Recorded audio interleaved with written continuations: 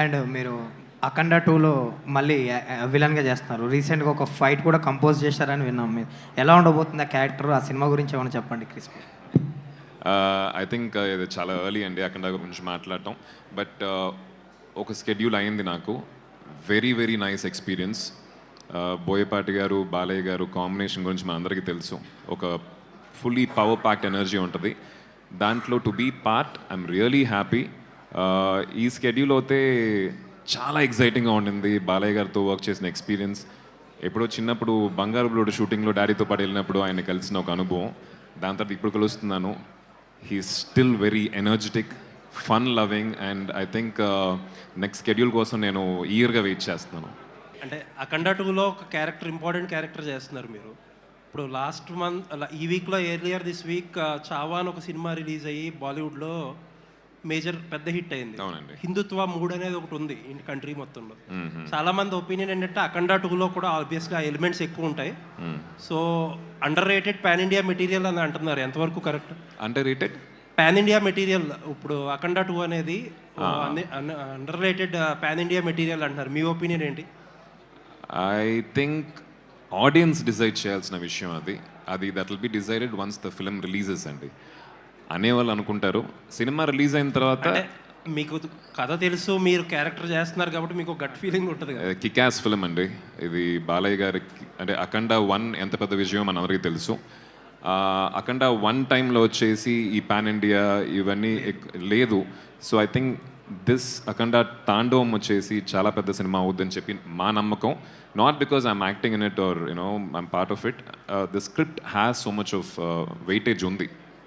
Sir, వైశాలికి 16 ఏళ్ళు పట్టింది. మళ్ళీ ఈ గ్యాప్లో ఏమీ కథలు తీసుకొని రాలేదా డైరెక్టర్ గారు? లేకపోతే ఎందుకు ఇంత గ్యాప్ వచ్చింది? అంటే సక్సెస్ఫుల్ కాంబినేషన్స్ రిపీట్ అవుతుంటాయి కదా. ఇంత ఇంత 16 ఇయర్స్ పడటానికి, అంటే శబ్దంతో రావడానికి కారణం ఏంటి? అంటే ఏ టైం లైన్ మేము ఎప్పుడు అనుకోలేదండి. వైశాలి తర్వాత ఒక 3-4 ఇయర్స్ తర్వాత నుంచి మేము కలిసి సినిమా చేయాలని చెప్పి మాట్లాడుకుంటూ ఉండేవాళ్ళం, స్క్రిప్ట్స్ డిస్కస్ చేస్తూ ఉండేవాళ్ళం. బట్ ఇలా కుదిరింది. మరి నెక్స్ట్ సినిమా 100% త్వరగా చేస్తాం. సో అంటే ఒక టెక్నికల్గా మాట్లాడుకుంటే కంజూరింగ్ లాంటి ఒక ఇంటర్నేషనల్ మూవీతో కంపేర్ చేస్తున్నారు. టెక్నికాలిటీస్ గురించి మాట్లాడుకుంటే మీరు క్రియేట్ చేసిన సౌండ్ కానీ, లేకపోతే అట్మాస్ఫియర్ కానీ, మూడ్ కానీ, వీటన్నిటిని ఈ లెవెల్లో తీసుకురావడం అనేది మన బడ్జెట్స్లో చాలా కష్టం. సో ఆ టెక్నికాలిటీస్ మీద ఎంత వర్క్ చేశారు? అవి మాకెంత కొత్త ఎక్స్పీరియన్స్గా మారబోతున్నాయి? కరెక్ట్గా చెప్పారండి. అంటే మనం ఎప్పుడు ఒక సినిమాని టెక్నికల్గా చాలా బాగుంటే, విజువల్ కానీ సౌండ్ కానీ, వెంటనే హాలీవుడ్ ఫిల్మ్తో కంపేర్ చేయడం అనేది సహజం. నేను చేస్తాను. బట్ మనం మర్చిపోయేది ఏంటంటే వాళ్ళకున్న బడ్జెట్స్, మనకున్న బడ్జెట్స్ నేలకి ఆకాశానికి ఉన్నంత తేడా ఉంటుంది. సో ఈ బడ్జెట్లో వాళ్ళ ఒక క్వాలిటీని మనం రీచ్ అవ్వగలుగుతున్నామంటే that's pure passion, hard work. అది మా టీంకి చాలా చాలా ఉందండి. ఎస్పెషలీ ఆ డైరెక్టర్ అండ్ హిస్ విజన్. ఆ విజన్ని విజువల్గా తీసుకురావాలంటే ఒక మంచి డిఓపి అవసరం. Very hard working young boy. Second film ఆయనకి ఇది. And same editor Sabu garu, the entire team, I think they worked really hard to see what you're seeing today on the screen అండి. ఆది గారు hi అండి. హలో. అంటే శబ్దంకి సంబంధించి Thaman BGM గురించి ఎక్కువ మంది చెప్తున్నారు, మీ టీం కానీ అందరూ. అంటే సౌండింగ్ ఎలా ఉండబోతుంది, స్కేరీ ఎలిమెంట్స్కి ఆయన ఇచ్చిన బీజిఎమ్స్ ఎలా ఉండబోతుంది? అరే ఎవరైనా చాలా బాగుందని అంటామండి. బట్ మీరు సినిమా చూసిన తర్వాత 100% కాన్ఫిడెంట్గా చెప్తున్నాను.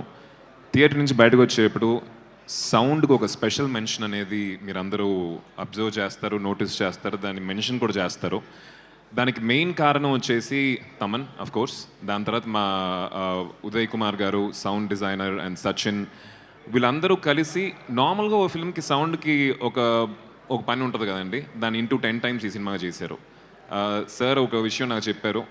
ప్రతి ఒక్క థియేటర్లో మన సినిమా చూసేటప్పుడు ఫస్ట్ వచ్చే 5.1 డాల్బీ డిజిటల్ ఆర్ అట్మాస్ వచ్చేటప్పుడు పర్ఫెక్ట్గా ఉంటాయి. స్పీకర్స్లో ఆ ఒక సౌండ్ ట్రావెల్ మొత్తం మనకి బాగా వినిపిస్తుంది.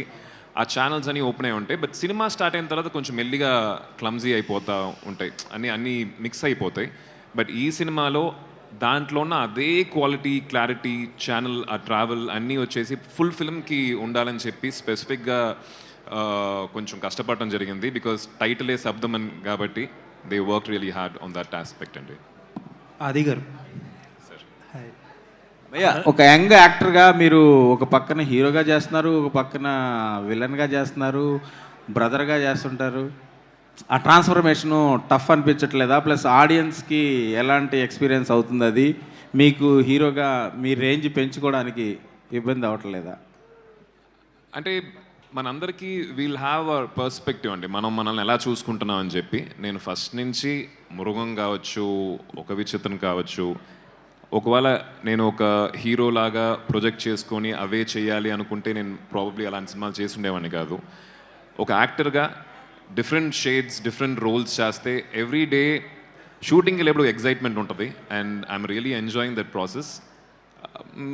ఐ డోంట్ నో, ఇప్పుడు ప్రస్తుతం నాకు ఏమనిపిస్తుందో అది చేసేస్తున్నానండి. I think if you liking it I'm really happy about it. Aadi గారు సార్ సార్, ఇది వరకు వైశాలి చేశారు, మధ్యలో యూటర్న్లో కొంచెం సూపర్ న్యాచురల్ ఎలిమెంట్స్ ఉంటాయి, అండ్ ఇప్పుడు ఈ సినిమా వచ్చి యాక్చువల్లీ చాలామంది ఈ జనరేషన్ హీరోస్ వాళ్ళని ఏమనుకుంటారంటే ఈ హర్రర్ సినిమాస్ వీటికి చాలా లిమిటెడ్ ఆడియన్స్ ఉంటారు, పెద్దగా ఫ్యామిలీ ఆడియన్స్ పెద్దగా రారు, పిల్లల్ని తీసుకురారు, సో చాలా లిమిటెడ్ ఆడియన్స్ ఉంటారు థియేటర్కి వచ్చేవాళ్ళు, ఎప్రిసియేషన్ వస్తుంది కానీ దానికి తగ్గ బాక్స్ ఆఫీస్ రిజల్ట్ రాదు అని ఒక ఒపీనియన్ ఉంటుంది వీటికి. ఇలాంటి సినిమాలు చేయడానికి మీకు మోటివేషన్ ఏంటి? రీసెంట్గా తమిళనాడులో ఒక సినిమా రిలీజ్ అయిందండి, డిమాంటీ కాలనీ అని చెప్పి. ఆల్మోస్ట్ 80-90 crores షేర్ చేసింది. ఇప్పుడున్న ఆడియన్స్ ఐ థింక్ కాంటెంట్ ఇంట్రెస్టింగ్గా, ఎంగేజింగ్గా వాళ్ళని కనుక ఎంటర్టైన్ చేసిందంటే they will take it where it has to reach అండి. It depends on the film. అలా అనుకుంటే Vaishali horror film, families enjoyed it. As long as human connection ఉంది అంటే దే విల్ 100% ఎంజాయ్ ఇట్ అండి. నాకు అదే నేను ఇందాక మాట్లాడుతున్నప్పుడు చెప్పినట్టు హారర్ అంటే మా ఫ్రెండ్స్ కూడా మీరు చెప్పినట్టు హారర్ ఎందుకు అనే ఒక కామన్ ఒక క్వశ్చన్ వచ్చింది. బట్ ఐ థింక్ సినిమా చూసిన తర్వాత మీకు అర్థం అవుద్ది ఎందుకు ఈ హారర్ అని చెప్పి. మేకింగ్ వాల్యూస్ కావచ్చు, పర్ఫార్మెన్స్ వాల్యూస్ కావచ్చు, ప్లస్ సినిమా చూసేప్పుడు ఇందాక నాని గారు చెప్పినట్టు ఒక చోట ఆయన యూనో కంట్లో నీళ్ళు వచ్చినాయని చెప్పారు. సో ఒక హారర్ ఫిల్మ్ మనల్ని అంత కనెక్ట్ చేస్తుందంటే ఐ థింక్ ఇట్స్ మన జానర్ని మర్చిపోయి ఇట్స్ అ గుడ్ ఫిల్మ్ అని చెప్పి చూడటం మొదలెడతాం. సో జానర్ కమ్స్ నెక్స్ట్ అనే ఒక ఇంటెన్షన్ నాకు సైన్ చేసినప్పుడే ఉండింది. అంటే చాలా పిక్కీగా ఉంటున్నారు, కొంచెం ఎక్కువ కనిపిస్తే బాగుండు అనిపిస్తుంది. లేదు, నాకు కూడా ఎక్కువ సినిమాలు చేయాలనే ఉందండి. ఐ వాంట్ టు, అంటే అప్పుడప్పుడు మిమ్మల్ని వచ్చి కలవాలి, క్వశ్చన్స్ ఆన్సర్ చేయాలనేది నాకు చాలా చాలా ఆశగా ఉంది. But I think this year at least ఒక 4-5 ఫిల్మ్స్ రిలీజ్కి ఉన్నాయి. అస్తమానం చూస్తూ ఉంటారు నన్ను. వై శబ్దం అనడానికి ఐ థింక్ ఆయన కథ చెప్పినప్పుడు the world that he created for శబ్దం వాజ్ వెరీ ఇంట్రెస్టింగ్ అండి. ఈ టైమ్స్లో నేను కూడా యాజ్ అన్ ఆడియన్ ఒక కొత్త వరల్డ్ని కొత్త వరల్డ్ లోపల తీసుకెళ్లే ఫిల్మ్స్ అయితే I would love to watch as an audience. I think ఈ సినిమాకి ఆడియన్స్ ఆ ఎక్స్పీరియన్స్ పొందుతారని అనిపించింది. సార్, మీ చేతి మీద tattoo different kinds of tattoos ఉన్నాయి, అది కథకేమో రిలేటెడ్ అండి? నా క్యారెక్టర్ సైకాలజీ బేస్ చేసిన టాటూ అండి. అది చక్రాస్ ఉంటాయి. అది గారు గోస్ట్ ఇన్వెస్టిగేటర్ క్యారెక్టర్ అన్నప్పుడు దానికోసం ఏమైనా రీసెర్చ్ చేశారా? దాని గురించి ఏమైనా చదివారా? ఎలా ప్రిపేర్ అయ్యారు క్యారెక్టర్ కోసం? సో ఇలాంటి డైరెక్టర్స్తో వర్క్ చేసే పెద్ద అడ్వాంటేజ్ ఏంటంటే రీసెర్చ్ మనం చేయాల్సిన అవసరం లేదండి. ఎంటైర్ రీసెర్చ్, పిహెచ్డి అన్నీ ఆయన చేసేస్తారు, చేసి మన చేతిలో మెటీరియల్ పెడతారు. సో అది మట్టుకు మనం అబ్జర్వ్ చేస్తే చాలు. And that's what I did అండి. మొత్తం చూశాను. అది ఇందాక చెప్పినట్టు ఈ కథ చదివి ఈ పారానార్మల్ ఇన్వెస్టిగేటర్ ఆ మెటీరియల్ నేను రీసెర్చ్ చేస్తున్నప్పుడు, చదువుతున్నప్పుడు, ఆ వీడియోస్ చూస్తున్నప్పుడు స్పిరిట్స్ మీద, ఎనర్జీస్ మీద నాకు ఒక నమ్మకం కలిగింది. ఉండుంటాయి అంటే కన్నుకు కనిపించిన ఒక దేవుడిని మనం అంత నమ్మి అన్ని కోరికలు అన్ని కోరుకుంటూ ఉంటాం. అలానే కన్నుకు కనిపించిన స్పిరిట్స్ కూడా ఉండొచ్చు, ఎనర్జీ కూడా ఉండొచ్చు అనే ఒక చిన్న నమ్మకం కలిగింది నాకు ఈ స్క్రిప్ట్ వినేటప్పుడు. ఈ స్టోరీ మీ దగ్గరకు వచ్చినప్పుడు నాన్నగారితో ఏమైనా షేర్ చేసుకున్నారా? ఆయన ఇచ్చిన ఇన్పుట్స్ ఏంటండి? ప్రతి కథ నేను ఇంట్లో నాన్నగారితో మాట్లాడుతూ ఉంటానండి. అంటే నేను సినిమా చేస్తున్న సినిమా మట్టుకు కాదు, రోజు వింటున్న కథలు కూడా ఇంటికి వెళ్ళి డాడీతోటి షేర్ చేసుకునే ఎక్స్పీరియన్స్ నాకు, అదృష్టం నాకు ఉంది. అండ్ ఆయన ఒపీనియన్ ఆయన చెప్తారు. ఈ కథకి ఆయన ఇచ్చిన opinion believe in the film maker.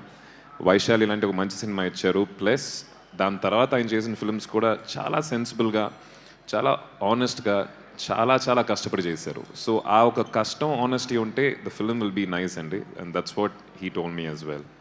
ఆది గారు హాయ్ సార్. హలో అండి. సో మీరు హీరోగా చేస్తారు, విలన్గా చేస్తారు, అంటే మిగతా హీరోస్తో కంపేర్ చేసుకుంటే మీరు ఒక వర్స్టైల్ యాక్టర్. సో అన్ని జోనర్స్ చేయగలరు. సో మీరు స్పెషల్గా హీరోగా చేసేటప్పుడు ఎంజాయ్ చేస్తారా, లేదు అంటే కనుక విలన్గా చేసేటప్పుడు ఎంజాయ్ చేస్తారా? ఏదంటే మీకు ఇష్టం, మీకు పర్సనల్ చాయిస్ అనేది ఒకటి ఉంటుంది కదా. అంటే ఎనీ క్యారెక్టర్ అండి, నిజం డిప్లొమాటిక్గా చెప్పట్లేదు, ఎనీ క్యారెక్టర్ ఎంజాయ్ చేస్తేనే మనం చేయగలుగుతాం. బట్ విలన్గా చేసేప్పుడు బౌండరీస్ ఉండవు. ఒక మంచోడికి బౌండరీస్ ఉంటాయి. ఇంతే, ఇదే నీ సర్కిల్, దీని లోపలే నువ్వు ఉండాలి, దీన్ని దాటి నువ్వు చేయకూడదని చెప్పి వాడికి పాలసీస్ ఉంటాయి, వాడికి ప్రిన్సిపల్స్ ఉంటాయి. అదే ఒక చెడ్డోడికి ఆ బౌండరీ దాటే యూనో వాడికి ఉండవు boundaries. So as an actor when there are no boundaries, very interesting to perform. And villains అనేది యాజ్ అ పర్ఫార్మర్ ఎగ్జైటింగ్గా ఉంటుంది. But on the whole all performances are interesting అండి. సో దీంట్లో సిమ్రాన్ గారు చాలా డిఫరెంట్గా కనిపిస్తుంది లుక్. సో ఎలా ఉంటుంది? త్రూ అవుట్ ఉంటుందా మూవీ మొత్తం క్యారెక్టర్ ఉంటుందా, లేదు అంటే గెస్ట్ అపియరెన్స్? త్రూ అవుట్ ఉంటుందండి. Throughout she plays a very very important, చాలా క్రూషియల్ రోల్ ప్లే చేస్తున్నారు ఆవిడ. మీరు సినిమా చూసిన తర్వాత అర్థం అవుతుంది. We can reveal much about the role right now. Just continuing what ఈ సైడ్ అండి. అంటే మీరు చెప్పినట్టు డిస్ట్రిబ్యూటర్స్ షో వేయటం అది నాకు కొత్త, ఇప్పుడు దాకా ఏ సినిమాకి చేయలేదు. అంటే ఒకప్పుడు ఉండేది ఆ ట్రెండ్, ఇప్పుడు అసలు చాలా కరెక్ట్. సో నాకు వాళ్ళు షో వేస్తున్నారని చెప్పారు కానీ నాకు గుర్తులేదు. నైట్ అరౌండ్ 9:30, 10 o'clock కంటిన్యూస్గా ఫోన్స్ వస్తున్నాయి. సరే ఎత్తి, కొత్త నెంబర్ నుంచి వస్తున్నాయి. ఫోన్ ఎత్తి నేను డిస్ట్రిబ్యూటర్స్తో మాట్లాడాను. దట్ ఎక్స్పీరియన్స్ నాకు కూడా కొత్తగా ఉంది. వాళ్ళు చాలా ఎగ్జైట్మెంట్తో మాట్లాడారు. అండ్ ఆ షో తర్వాత ఫుల్ ఐ థింక్ ప్రాఫిట్స్లో ఉన్నట్టున్నారు ప్రొడ్యూసరు. డిస్ట్రిబ్యూటర్స్ డాడీకి ఫోన్ చేసి డాడీకి చెప్పి ఆయన, అంటే ఈ కాల్స్ ఫ్రమ్ డిస్ట్రిబ్యూటర్స్ అనేది రిలీజ్ తర్వాత వచ్చేది కామన్ అండి. అంటే రిలీజ్ ముందు ఆయన షో వేయటం వల్ల దట్ మ్యాజిక్ హ్యాపెండ్ ఇన్ ఆ లైఫ్. ఎస్. అలాగే మీరు ఫస్ట్ కాపీ చూసిన తర్వాత మీకు వచ్చిన ఇనిషియల్ ఎక్స్ప్రెషన్ ఏంటి? ఇంటర్వ్యూల గురించి కూడా ఎక్కువ మాట్లాడుతున్నారు. ఇంటర్వ్యూల్ బ్లాక్ 20 minutes ఏదైతే ఉందో దాని గురించి మాట్లాడుతున్నారు, దాని గురించి ఏమైనా చెప్తారు? ఇంటర్వెల్ గురించి ఎక్కువ చెప్పలేము. ఐ థింక్ టైటిల్ శబ్దం అనే ఒక ప్రాపర్ జస్టిఫికేషన్ ఇంటర్వెల్ సీన్లో మీకు ఉంటుంది. Where I think you have to experience in the screen అండి. కొంచెం చెప్పినా కూడా ఆ ఒక థ్రిల్ మీరు మిస్ అవుతారు. ఎంటైర్ ఫిలిం ఫస్ట్ కాపీ చూసినప్పుడు టు బీ ఆనెస్ట్ చాలాసార్లు సినిమా చూసి, డబ్బింగ్ అప్పుడు చూసి, వర్క్ చేస్తున్నప్పుడు మానిటర్లో చూసి నాకు ఒక జడ్జ్మెంట్ అనేది ఇలాంటి ఫిల్మ్స్కి పోతుందండి. To be very honest, maybe కథ ఒక నార్మల్ ఫిల్మ్కి అయితే ఉంటుంది, ఎమోషన్స్ ఎలా వర్కౌట్ అవుతున్నాయని చెప్పి. దీంట్లో సూపర్ న్యాచురల్ థ్రిల్లర్ కాబట్టి ఆ మూమెంట్స్ అనేవి I know every moment. So I'm not a perfect judge. నాకు నచ్చింది, విజువల్గా చాలా బాగుంది, టెక్నికల్గా చాలా బాగుంది. బట్ కొత్త వాళ్ళు చూసినప్పుడు వాళ్ళ ఎగ్జైట్మెంట్ చూసి నేను ఎగ్జైట్ అయ్యాను. సో ఆది గారు, హాయ్ అండి, myself Hemamalini here. Hi అండి. సో ట్రైలర్ అండ్ ఇవన్నీ కూడా చాలా చాలా బాగున్నాయి. అంటే మీరు చూస్ చేసుకునే విధానం ఏంటి అన్నది మీ స్టోరీస్లో మాకు అర్థమైపోతుంటుంది. సో ఇందాక చెప్పారు డాడీకి చెప్పానని చెప్పి కథ గురించి. సో నిక్కీ గారికి ఏం షేర్ చేసుకున్నారు ఈ శబ్దం గురించి? What she says for you? And ఏదైనా స్టోరీ వింటే do you share with her and you'll take her opinion? Of course అండి, of course, she's my life partner. Yes, I know. Opinion తీసుకుంటాను, but the end decision will be mine. At the same time తన చేసే విషయాలకి opinion తీసుకుంటుంది. The end decision will be hers. ఈ సినిమాకి ఎందుకు special అంటే, ఈ సినిమా పూజ వచ్చేసి December 14 నా బర్త్డే రోజున చేశారు. మంచి రోజు ఆ రోజు అయ్యింది కాబట్టి. అండ్ నేను నిక్కీ అందరం పూజకి వెళ్ళాం. అండ్ డైరెక్టర్, ప్రొడ్యూసర్ ఇద్దరు వచ్చేసి నిక్కీ చేతిలో క్లాప్ పెట్టేసి కొట్టమని చెప్పారు. తనకి షాకు, నాకు షాకు. సో ఈ సినిమా రేపు పెద్ద హిట్ అయిన తర్వాత అవుద్ది ఆ నమ్మకం మాకుంది. మేము పడిన కష్టం పక్కన పెట్టేసి నేను క్లాప్ కొట్టిన వాళ్ళే సినిమా హిట్ అని చెప్పుకుంటుంది నీకు. సో డైరెక్టర్ గారు, అండ్ మీ ఇద్దరు కాంబోలో ఎప్పుడు చూడబోతున్నాం ఇంకొక movie? Next film, immediate film చేస్తున్నాం అండి, మరగదమణి 2. సో మేము ఇద్దరం చేస్తున్నాం. ఐ థింక్ మరగదమణి 1 వచ్చేసి మంచి సక్సెస్ఫుల్ ఫిలిం, తమిళ్లోను తెలుగులోను. Same combo will be repeating, the same team. ఈయన చూస్తాం ఎంత ఉంటాడు కదండి. క్లోజప్ షాట్స్కి చాలా క్రాంప్ స్పేస్లో షూట్ చేసేటప్పుడు లైటింగ్ చేస్తారు కదా, ఆ లైట్లు నన్నే పట్టుకోమనేవాడు. కార్లో చాలా సీక్వెన్సెస్ ఉంటాయి, ఆ జీప్ చూశారు కదా. సో కార్ లోపల షార్ట్స్ ఉన్నప్పుడు కార్ పైన లైట్స్ పెడతారు, కనిపించవు కెమెరాకి. ఆ లైట్ వచ్చేసి టెంపరేచర్ కంట్రోల్, అంటే మనం పెంచుకోవచ్చు తగ్గించుకోవచ్చు. ఇనీషియల్గా ఫస్ట్లో వచ్చేసి కార్ బయట నుంచి అద్దాలు ఎత్తున్నాయి కాబట్టి ప్లీజ్ సార్ కొంచెం తగ్గించండి పెంచండి, ఓకే బ్రదర్ అని చెప్పి పెంచి తగ్గించి అది ఒక 10-15 రోజులు అయింది. సార్ కొంచెం తగ్గించండి, ఓకే తగ్గించాను పెంచాను. క్లైమాక్స్కి వచ్చేసరికి దూరంగా కెమెరా ఎక్కడో ఉంటుంది, అక్కడి నుంచి చెయ్యి సార్ లైట్ కొంచెం డౌన్ డౌన్, ఓకే. అదే అంటే వెరీ కోఆపరేటివ్ ఉన్నారు కదా, ఇదే అనమాట. అది వెరీ వెరీ కోఆపరేటివ్. ఎనర్జీ ఉంది, స్పిరిట్స్ మీద కొంచెం నమ్మకం వచ్చింది కథ చేస్తున్నప్పుడు అని చెప్పాం కదండి. షూటింగ్ స్పాట్లో చాలాసార్లు కొన్ని ఇన్సిడెంట్స్ జరిగినాయి.